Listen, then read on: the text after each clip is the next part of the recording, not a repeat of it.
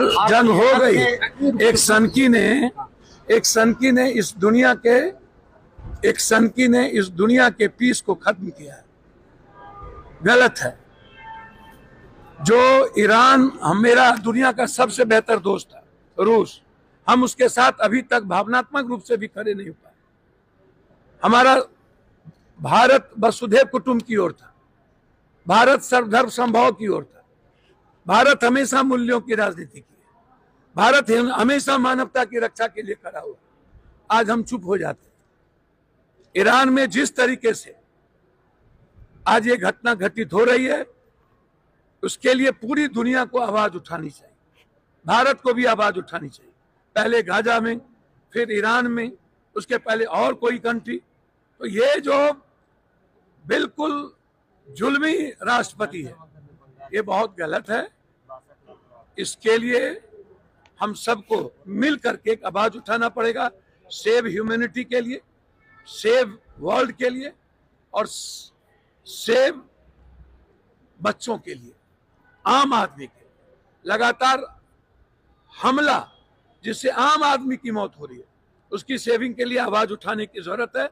America के राष्ट्रपति ने बिल्कुल गलत किया है, उसके खिलाफ आवाज उठाना ही चाहिए। ईरान के सुप्रीम लीडर की मौत हो गई है। देखिए, मैं सिर्फ इतना कह सकता हूं कि ईरान मेरा स्वाभाविक दोस्त रहा है, ईरान भारत का साथ दिया है। हमें हर परिस्थिति में भावनात्मक रूप से भी इस बड़े घटना को रोकने के लिए भारत को आवाज उठानी चाहिए। बड़े प्लेटफॉर्म पर दुनिया में शांति कायम हो, इसके लिए भारत हमेशा पहल किया है।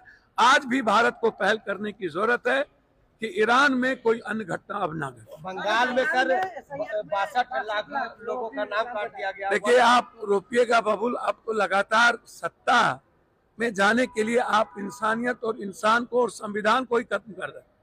पहले इन्होंने गांधी को मरवाया, फिर इन्होंने 53 साल झंडा भारत का नहीं ढोया, फिर इन्होंने हमारे साथ हमारे संविधान को जलाया। आज भी इनकी मानसिकता उसी तरफ कि जो दलित है, एसटी है, एससी है, ईबीसी है, ओबीसी है, माइनॉरिटीज के लोग हैं, गरीब लोग हैं, उनको छांटो। जो मत बीजेपी को ना दे, उनके मत को काट दो और फिर पिछले दरवाजे से सत्ता पर जाओ। लेकिन एक तरफ राहुल गांधी, दूसरी तरफ ममता बनर्जी लगातार इसके नकारात्मक गलत नीतियों के खिलाफ, संविधान के खिलाफ जो ये काम कर रहे हैं, वह बुलंद आवाज है। ममता न झुकेगी न डरेगी। राहुल गांधी ने अपने नेताओं को संदेश दिया है कि अगर कोई भी समस्या हो तो खड़गे जी से बात करें, या नहीं तो हमसे बात करें। निश्चित रूप से यह पहल अच्छी है और डेमोक्रेटिक पहल में यह काम करने की जरूरत है। मुझे लगता है कि और संवाद की आवश्यकता है। बड़े नेताओं के साथ संवाद होगा तो हमारा दल और भी मजबूत होगा। राहुल गांधी की यह पहल स्वागत योग्य है। अरविंद केजरीवाल दिल्ली के जंतर मंतर से उपहार भरने वाले कह रहे हैं कि मैं कट्टर ईमानदार हूं, मुझे फंसाया गया। दुनिया में एक बात याद रखिए, अब ईमानदारी की परिभाषा बिल्कुल डिफरेंट है। अरविंद केजरीवाल जी क्यों फंसे, क्यों फंसाए गए और फिर क्यों छोड़े गए? क्या इसके पहलू हैं? क्या इसके दो पहलू हैं? और कोर्ट ने यदि छोड़ा है तो निश्चित रूप से उसका सम्मान करना चाहिए, स्वागत करना चाहिए। अरविंद जी संघर्ष करते रहे हैं, आगे भी संघर्ष करेंगे।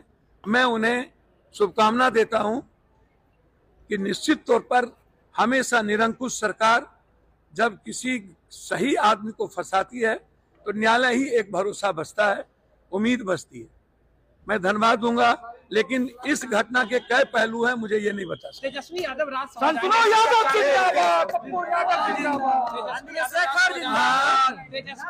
सभा जाएंगे, ऐसी चर्चाएं चल रही है। देखिए, मैंने आपको पहले भी कहा कि ये उनके दल का मामला है। अपने नेता और वो राजनीतिक रूप से ऊंचे पलट पर राजनीति करना चाहते हैं तो उनका स्वागत करना चाहिए। बिहारी वाजपेयी जी ने क्या कहा था कि इजराइल गलत तरीके से मिडिल ईस्ट की जमीनों पर कब्जा करके बैठा है, उसे हट जाना चाहिए, फिलिस्तीन मजलूम है, फिलिस्तीन का समर्थन करना चाहिए। तो ये जो मोदी जी इजराइल के साथ, प्रधानमंत्री के साथ खड़े हैं, ट्रंप के साथ खड़े हैं। आखिर ऐसी क्या मजबूरी है मोदी जी? ईरान इजराइल के युद्ध में, वॉर में क्या भारत फंस चुका है? देखिए, तेल महंगा होगा सर, सिलेंडर पे 40 रुपया बढ़ गया, महंगाई बढ़ेगी। जो ईरान व्यापारिक दृष्टि से, अब अंधभक्त, भारत में कुछ अंधभक्त प्रजाति के लोग हैं, मिठाइयां बांटकर जश्न मना रहे हैं। अरे अंधभक्तों, कुछ इतिहास पढ़ो, कुछ ये देखो कि ईरान से भारत के कैसे रिश्ते रहे। हमें डीजल, हमें गैस सस्ती दी, हमें तेल सस्ती दी, और अपने चाबार बंदरगाह में हमें अपनी जगह देकर हमारे सपोर्ट किया। और जो कश्मीर के मसले पर पूरी दुनिया, अमेरिका पाकिस्तान के साथ खड़ा था, तब ईरान हमारे साथ खड़ा था। उन अंधभक्तों को ये पता नहीं है। ये नया भारत है, अमेरिका का दोस्त है भारत। अमेरिका का दोस्त है भारत। क्यों फिर सरेंडर करने के लिए मोदी जी बोल देते हैं? वो कह देते हैं कि मोदी का करियर खराब कर दूंगा। अब ट्रम्प करते हैं। अरे ट्रम्प कातिल है। ट्रम्प नहीं चाहता कि दुनिया में शांति रहे।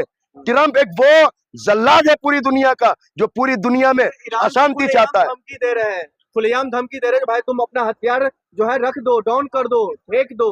देखिए, अपने हक के लिए लड़ना कोई गलत नहीं है। ईरान ने साफ कह दिया कि हम तबाह हो जाएंगे, बर्बाद हो जाएंगे, लेकिन जालिम के सामने सर नहीं झुकाएंगे। अरे ईरान के लोगों में खुशी है, उनको अब अपना मौलिक अधिकार मिलेगा उनको। नहीं, मौलिक अधिकार कौन सा छीना हुआ था? ईरान एक तरक्की की है। ईरान ने हर चीज, हर सेक्टर में आगे। ईरान में शिक्षा देखिए आप, ईरान में पढ़ाई पर कितना फोकस है। अंधभक्ति मत कीजिए सर।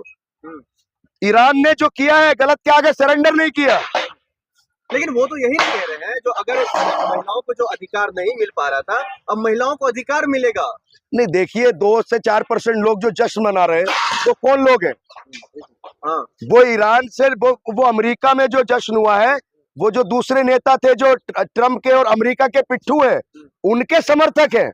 तो उनके समर्थक जश्न मना रहे हैं ना। मोदी जी को, भारत को किस देश के साथ स्टैंड लेना चाहिए? देखिए, हमारा एक ही कहना है, भारत देश हमेशा से मजलूमों के साथ खड़ा रहा है। ईरान ने जो मजलूमों की लड़ाई को लड़ा है, देखिए दुनिया जानती है, इजराइल ने जिस तरीके से नरसंहार किया है, और उसका साथ अमेरिका दे रहा है। तो हमारे देश भारत को, जब ईरान हमारे साथ कश्मीर मुद्दे पर मजबूती से खड़ा है, तो हमारे देश के साथ, ईरान के साथ हमारे प्रधानमंत्री को खड़ा होना चाहिए। नहीं खड़े उन देश के साथ, तो फिर इसके पीछे का वजह क्या है? वजह यही है सर, जो एप्स्टीन फाइल का जिक्र हुआ है, जो बार बार झुक जाते हैं, बार बार सरेंडर हो जाते हैं, जो 56 इंच का सीना फुस हो जाता है।